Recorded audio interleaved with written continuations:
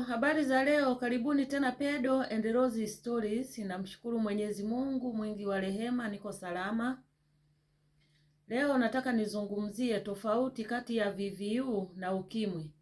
Yaani nataka watu waelewe kwamba kati ya ukimwi na VVU ni vitu viwili tofauti. Sasa VVU ni nini? VVU ni virusi vya ukimwi. Ni virusi vinavyoshambulia na kuzoofisha kinga ya mwili wa binadamu. Ni virusi vinavyoshambulia na kuzoofisha kinga ya mwili wa binadamu. Maana ya ukimwi, yaani ukimwi ni nini?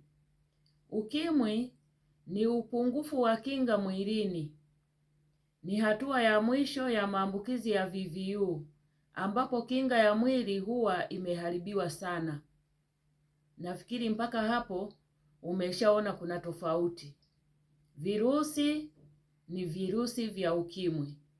Na ukimwi ni upungufu wa kinga mwilini, ni hatua ya mwisho ya maambukizi ya VVU ambapo kinga ya mwili huwa imeharibiwa sana. Sasa tofauti kati ya VVU na ukimwi. VVU ni virusi na ukimwi ni hali au ugonjwa unaosababishwa na VVU. Ukimwi ni ile hali au ugonjwa unaosababishwa na VVU. Yaani mtu atakuwa amepata maambukizi ya VVU lakini hajapata matibabu. Kwa hiyo vile VVU vinaendelea kuharibu ile kinga ya mwili wake bila yeye kujua. Mpaka anapokuja sasa kuanza kuumwa, anashambuliwa na magonjwa nyemelezi. Haya magonjwa nyemelezi wanaweza kukuta akapata kifua kikuu au akapata pneumonia. Lakini naomba nieleweke kwamba napozungumzia hapa mtu nisije nikataja kifua kikuu au pneumonia, basi ukimuona mtu ana kifua kikuu tayari unaanza kusema ana ukimwi. Hapana, mpaka apimwe. Kwa hiyo ukimuona mtu anaumwa, mpeleke hospitali apimwe, ujue anaumwa nini ili aweze kupata tiba sahihi kutokana na kile kinachomsumbua. Kwa hiyo ukimwi ni hali au ugonjwa unaosababishwa na VVU. VVU kama nilivyosema vimeshaingia mwilini, vimeharibu kinga ya mwili. Kwa hiyo sasa mwili hauna kinga, kwa sababu ile kinga imeharibika vibaya, mtu anaanza kupata magonjwa nyemelezi. Ndipo hapo anapoumwa sasa ukimwi. Huu ni ugonjwa. Virusi sio ugonjwa, ni virusi vya ukimwi.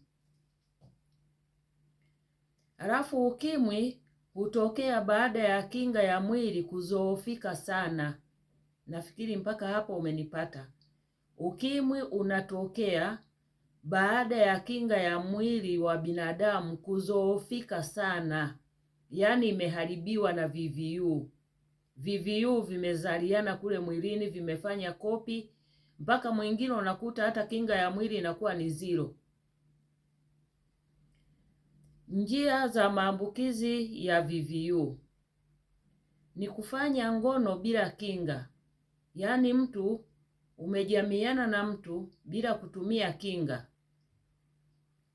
kwa sababu humjui yule mtu kama ana maambukizi au hana maambukizi. Au wewe mwenyewe pia hujijui, pengine hujapima, hujijui kama una maambukizi au huna maambukizi. Tayari unaweza ukamwambukiza mtu au wewe mwenyewe unaweza ukaambukizwa. Kwa hiyo ndo maana ni vizuri kuchukua tahadhari ya kupima mara kwa mara na kujua afya yako ili ujilinde na uwalinde wengine. Kuongezewa damu isiyopimwa. Damu ambayo mtu ameitoa labda katika kituo cha afya, alafu mtu una upungufu wa damu, unaongezewa ile damu bila kuchunguzwa kama ina maambukizi au haina maambukizi. Kutumia sindano au vifaa vyenye ncha kali kwa pamoja. Mfano, wanaotumia labda madawa ya kulevya, unakuta labda pengine wanatumia zile sindano wanajidunga kundi lote. Wanaweza wakatumia labda pengine sindano mmoja, au kitu chochote chenye ncha, labda kutoga masikio au tatuu, unaona. Kwa hiyo vile vifaa unatakiwa visafishwe, kisitumike kwa kundi la watu kifaa hicho hicho tu kimoja. Hapana, kwa sababu huwezi kujua nani ana maambukizi na nani ambaye hana maambukizi. Halafu mama kwenda kwa mtoto, mama mjamzito anaweza akamwambukiza mtoto, aidha yule mtoto akaambukizwa akiwa tumboni kabla hajazaliwa, au huyu mtoto akaambukizwa kipindi cha kujifungua, wakati mama anajifungua, au wakati wa kumnyonyesha mtoto. Kwa hiyo ukimwona mama yoyote mjamzito, mshauri aende kliniki. Akienda kliniki kula atapimwa, na endapo atakutwa na maambukizi, basi atapewa dawa za kuzuia maambukizi, na yeye mwenyewe atapewa dawa, ataanza tiba na atakuwa undetectable, atazaa mtoto ambaye hana maambukizi. Njia zisizoambukiza VVU.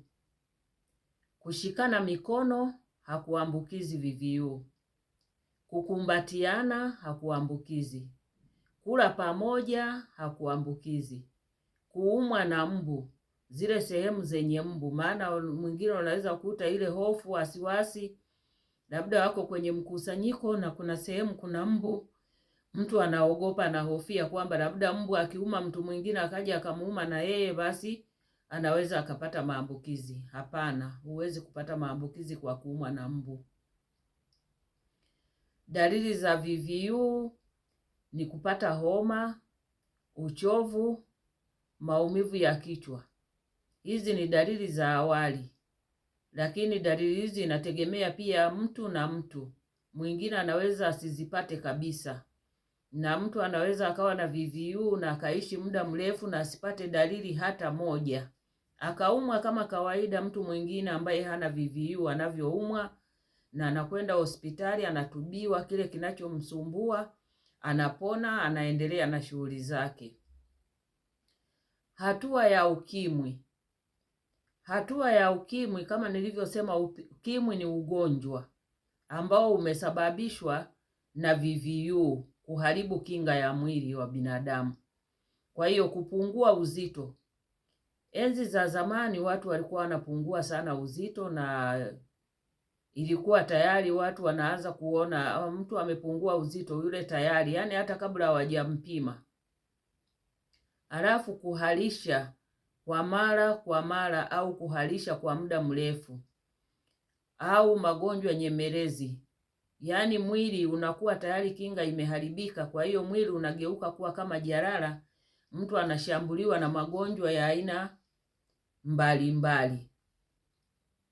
Halafu njia za kujikinga: kutumia kondom, kuwa na mwenza mmoja au mpenzi mmoja mwaminifu, kuepuka kutumia sindano kwa pamoja au vitu vya ncha, kupima VVU mara kwa mara, halafu kupata matibabu, dawa za ARV, antiretroviral therapy, kwa ajili ya kudhibiti VVU mwilini, kuimarisha kinga ya mwili na kuzuia kufikia hatua ya ukimwi.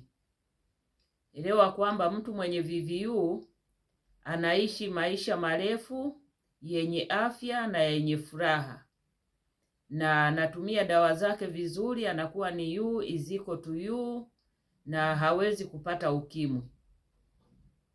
Asanteni sana kwa kunisikiliza.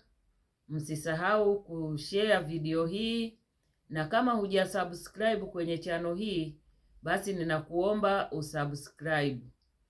Msisahau kucomment, muniulize swali lolote lile mnalotaka kuniuliza. Asanteni sana.